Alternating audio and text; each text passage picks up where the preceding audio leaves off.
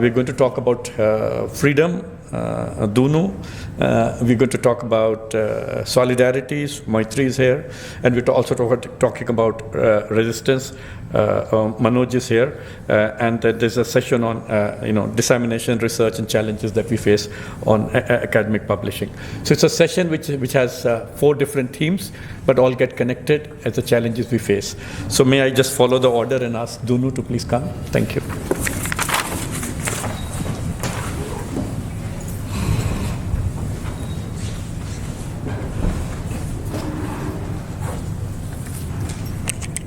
एक बहुत पुरानी कहावत है इस मुल्क में कि चमड़ी जाए पर दमड़ी न जाए, और ये व्यापारियों की बोल है कि तुम्हारी चमड़ी जाए लेकिन मेरी दमड़ी न जाए।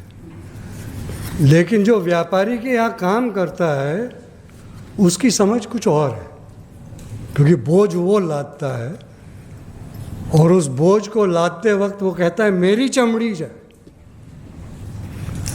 लेकिन मेरे बच्चे की ज़िंदगी सुधर जाए।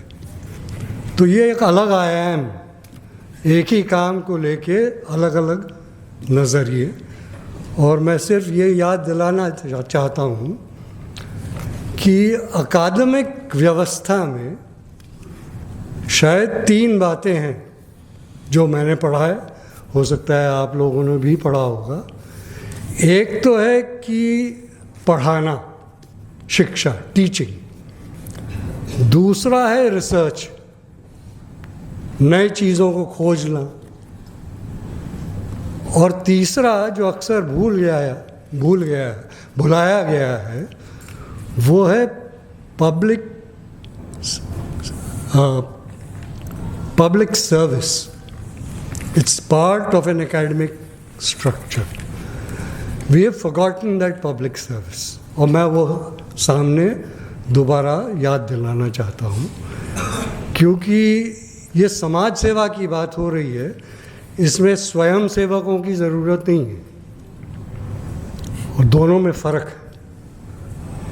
इसीलिए जब आज़ादी की बात करते हैं तो शायद कई आयाम हैं उसमें जो सुबह से जिसका बयान हो रहा है, और मैं पब्लिक सर्विस को लेके उसको थोड़ा और खोलना चाहता हूँ।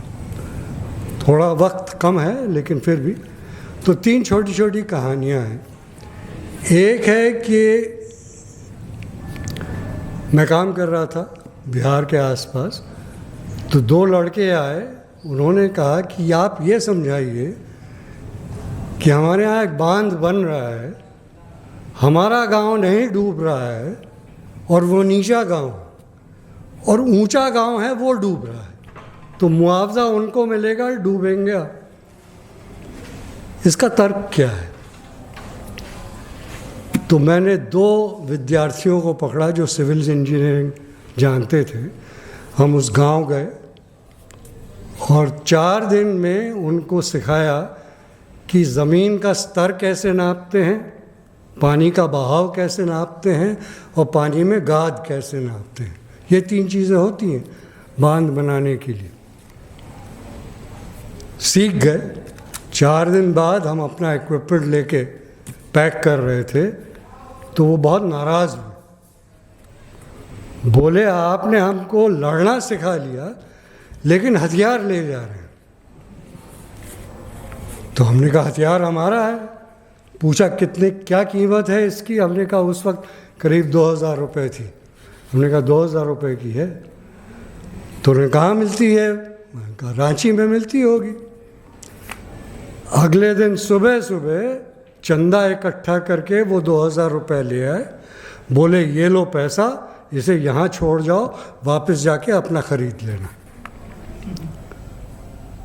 3 महीने तक उन्होंने नापा, सारे आंकड़े इकट्ठा किए, अपनी रिपोर्ट तैयार की कि बांध जो बन रहा है वो लाजमी नहीं है, पानी कम है, मिट्टी ज़्यादा है, और डूब क्षेत्र में गांव जो आ रहे हैं वो रिपोर्ट में है नहीं, सरकारी रिपोर्ट में। आज तक वो बांध बना नहीं है। क्यों? क्योंकि लोगों को बात समझ में आ गई। तो पब्लिक सेवा का ये एक आयाम है कि किस प्रकार से लोग विज्ञान को समझ करके अपनी ज़िंदगी की रक्षा करते हैं। एक दूसरा उदाहरण दे दूँ, अभी दिल्ली में मास्टर प्लान बनता है हर 20 साल में। तो जब ये मास्टर प्लान बन रहा था तो इस मास्टर प्लान को बनाने में कई छोटी छोटी मीटिंग्स हुई हैं इस शहर में, और उन मीटिंग्स में से लगभग 18,000 आपत्तियाँ मज़दूरों और महिलाओं और बच्चों की तरफ से गई हैं कि ये मास्टर प्लान क्यों लाजमी नहीं। तो एक मीटिंग दिल्ली यूनिवर्सिटी में हो रही थी, वहाँ पे क्लासरूम में बैठ के बातचीत हो रही थी, कुछ मज़दूर भी थे। बाद में एक मज़दूर ने हाथ उठा के पूछा कि जिस क्लासरूम में बैठ के आप मास्टर प्लान की बात कर रहे हो वो क्लासरूम तो हमने बनाया, तो हमारा इतिहास दिल्ली के इतिहास में क्यों नहीं आता है। ये बात इतिहासकारों के सामने गई। इतिहासकारों कई लोग उसमें इकट्ठा हुए, उन्होंने कहा बात तो सही है, इनका इतिहास आना चाहिए। 2 विद्यार्थियों को नियुक्त किया गया कि उनका इतिहास लिखें। इंटरव्यूज़ हुई, पता नहीं उसका क्या हुआ, 2 डिसर्टेशन निकल गई, लेकिन मज़दूर का जो सवाल था कि हमारा इतिहास दिल्ली के इतिहास में कहाँ है, उसका जवाब नहीं मिला। इसका मतलब अभी भी वो सवाल ज़िंदा है, लोग अपने जहन में उस सवाल को रखे हुए हैं और चाहते हैं कि किसी न किसी तरह इस इतिहास में ही तब्दीली हो। कहीं ना कहीं हमारे इतिहास की कीमत, इसकी झलक होनी चाहिए। तो इस तरह जब आज़ादी को लोग अपने अपने तरह से, अपने नज़रिए से देखते हैं, उसके लिए अकादमिक स्तर में, अकादमिक व्यवस्था में कौन सी जगह है। और जो तो मैं सुबह से समझ पा रहा हूँ वो ये है कि एक फॉर्मल स्ट्रक्चर है एकेडमिक्स का, उसको टाइट किया जा रहा है। आप ये नहीं कर सकते, आप वो नहीं कर सकते, आपका भर्ती नहीं होगा। तो इसका मतलब है अगर बंधन कसेंगे तो एक बहुत पुराना गीत है, तोड़ो बंधन तोड़ो, वो आज़ादी के ज़माने से गाया जा रहा है। तो बंधन तोड़ना पड़ेगा। बंधन तोड़ेंगे कहाँ पे? क्या उस फॉर्मल स्ट्रक्चर में टूटेगा वो, या उसके बाहर तोड़ने की भी कोशिश की जा सकती है।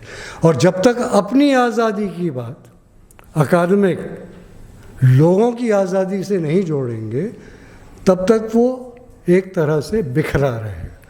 इसी बात को रख के मैं समाप्त करना चाहता हूँ। मेरे ख्याल से इसको लेके और बातचीत की आवश्यकता है।